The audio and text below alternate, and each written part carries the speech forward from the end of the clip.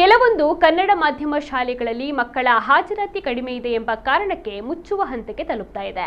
ಆದರೆ ಶಾಲೆಗಳಲ್ಲಿ ವಿದ್ಯಾರ್ಥಿಗಳ ದಾಖಲಾತಿ ಹೆಚ್ಚಳ ಮಾಡುವ ನಿಟ್ಟಿನಲ್ಲಿ ಮಕ್ಕಳಿಗೆ ಉಚಿತವಾದ ಬ್ಯಾಂಕ್ ಖಾತೆ ತೆರೆಯುವ ವಿನೂತನ ಪ್ರಯತ್ನವೊಂದು ಮಂಗಳೂರಿನಲ್ಲಿ ನಡೆದಿದೆ. ಇದು ಮಂಗಳೂರಿನ ಅಶೋಕನಗರದ ಹಿರಿಯ ಪ್ರಾಥಮಿಕ ಶಾಲೆ. ಇದೀಗ ಶಾಲೆ ಶತಮಾನದ ಹೊಸ್ತಿಲಲ್ಲಿದೆ. ಕಳೆದ 35 ವರ್ಷಗಳಿಂದ ಈ ಶಾಲೆಗಳಲ್ಲಿ ಈ ವಿದ್ಯಾರ್ಥಿ ದಾಖಲಾತಿ ಪ್ರಯತ್ನ ಹೆಚ್ಚಳವಿತ್ತು. ಪ್ರಸ್ತುತ ವರ್ಷಗಳಲ್ಲಿ ವಿದ್ಯಾರ್ಥಿಗಳ ದಾಖಲಾತಿ ಕಡಿಮೆ ಆಗ್ತಾ ಬರ್ತಾ ಇದೆ.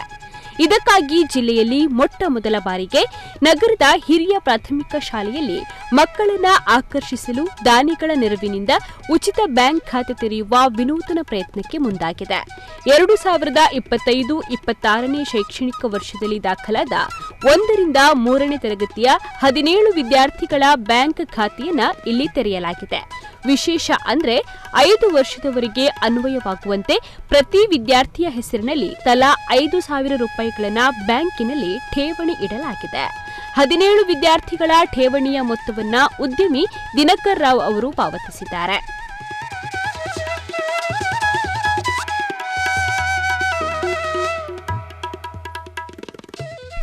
ವಿದ್ಯಾರ್ಥಿ 5 ವರ್ಷ ಇದೇ ಶಾಲೆಯಲ್ಲಿ ವಿದ್ಯಾಭ್ಯಾಸವನ್ನ ಪಡೆದಿದ್ದರೆ 5 ವರ್ಷದ ಬಳಿಕ ವಿದ್ಯಾರ್ಥಿ ಆ ಹಣವನ್ನ ಖಾತೆಯಿಂದ ಪಡೆಯಬಹುದಾಗಿದೆ.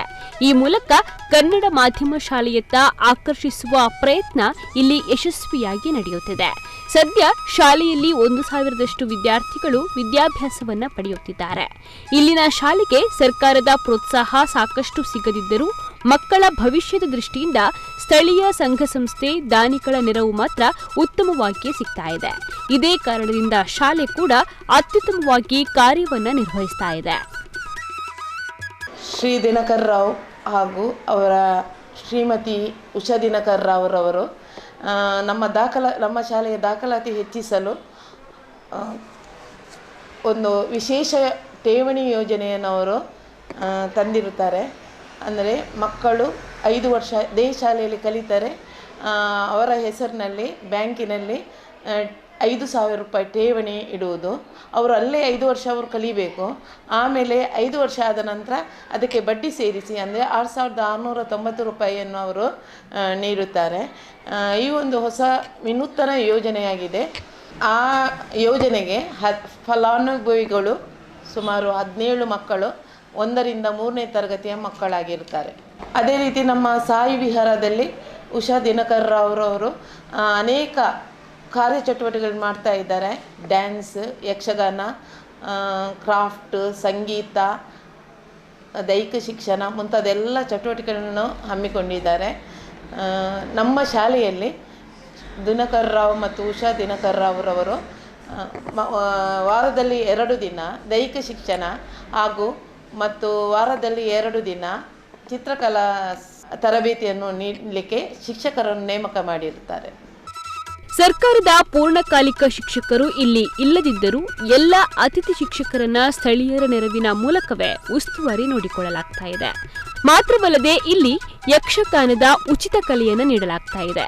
ಅಶೋಕನಗರ ಹಿರಿಯ ಪ್ರಾಥಮಿಕ ಶಾಲೆಯಲ್ಲಿ ಕಲಿಯುವ ವಿದ್ಯಾರ್ಥಿಗಳ ಪೈಕಿ ಆಸಕ್ತಿ ಇರುವ ಮಕ್ಕಳಿಗೆ ಯಕ್ಷಗಾನ, ಕರಾಟೆ, ಚಿತ್ರಕಲೆ, ಯೋಗ, ಧ್ಯಾನ ಹೀಗೆ ಉಚಿತ ಕೆಲವು ಕಲಿಕೆಗಳು ಶಾಲೆಯ ಪಕ್ಕದ ಸಾಯಿ ವಿಹಾರ್ ನಿವಾಸದಲ್ಲಿ ಉದ್ಯಮಿ ದಿನಕರ್ ರಾವ್ ಹಾಗೂ ಅವರ ಪತ್ನಿಯ ವಿಶೇಷವಾದ ಕಾಳಜಿಯಿಂದ ನಡೆಸಲಾಗ್ತಾ ಇದೆ. ಇದೀಗ ವಿದ್ಯಾರ್ಥಿಗಳ ಕೊರತೆಯನ್ನು ನೀಗಿಸುವ ನಿಟ್ಟಿನಲ್ಲಿ ಶಾಲೆಯ ಮಕ್ಕಳ ಹೆಸರಿನಲ್ಲಿ ತಲಾ 5,000 ರೂಪಾಯಿ ಠೇವಣಿ ಇಡುವ ಕೆಲಸವನ್ನ ಕೂಡ ಮಾಡಲಾಗ್ತಾ ಇದೆ. ಇದರಿಂದಾಗಿ ವಿದ್ಯಾರ್ಥಿಗಳ ದಾಖಲಾತಿ ಹೆಚ್ಚಳ ಮಾಡುವ ಪ್ರಯತ್ನಕ್ಕೆ ಉದ್ಯಮಿ ದಿನಕರ್ ರಾವ್ ಅವರು ಮುಂದಾಗಿದ್ದಾರೆ. ಈ ಶಾಲೆಯಲ್ಲಿ ಮಕ್ಕಳ ಸಂಖ್ಯೆ ಶಾಲಾ ಪ್ರಾರಂಭದ ಹಂತದಲ್ಲಿ 1,000 ಮಕ್ಕಳಿಗಿಂತಲೂ ಜಾಸ್ತಿ ಇತ್ತು. ಈಗ ಬರುತ್ತಾ ಈ ಕನ್ನಡ ಶಾಲೆಯಲ್ಲಿ ಮಕ್ಕಳ ಸಂಖ್ಯೆಯು ದಿನೇ ದಿನೇ ಉಗ್ಗುತ್ತಾ ಇತ್ತು. ಇದನ್ನು ಮನಗಂಡು ಶಾಲೆಗೆ ಶ್ರೀ ದಿನಕರ್ ರಾವ್ ಮತ್ತು ಉಷಾ ದಿನಕರ್ ರಾವ್ ಅವರು ಹೊಸದಾಗಿ ದಾಖಲಿಸಿಕೊಂಡ ವಿದ್ಯಾರ್ಥಿಗಳಿಗೆ ರೂಪಾಯಿ 5,000 ಬ್ಯಾಂಕಿನಲ್ಲಿ ಇರಿಸಿ 5 ವರ್ಷದ ನಂತರ ಬಡ್ಡಿ ಸೇರಿಸಿ 6,690 ಮೊತ್ತವನ್ನು ನೀಡುವ ಒಂದು ವಿನೂತನ ಯೋಜನೆಯನ್ನು ಕೈಗೊಂಡಿದ್ದಾರೆ. ಈ ಹಂತದಲ್ಲಿ ಮಕ್ಕಳು ಶಾಲೆಗೆ ಸೇರಿ ಸತತ 5 ವರ್ಷ ಈ ಶಾಲೆಯಲ್ಲಿ ಕಲಿಯುತ್ತಿರಬೇಕು.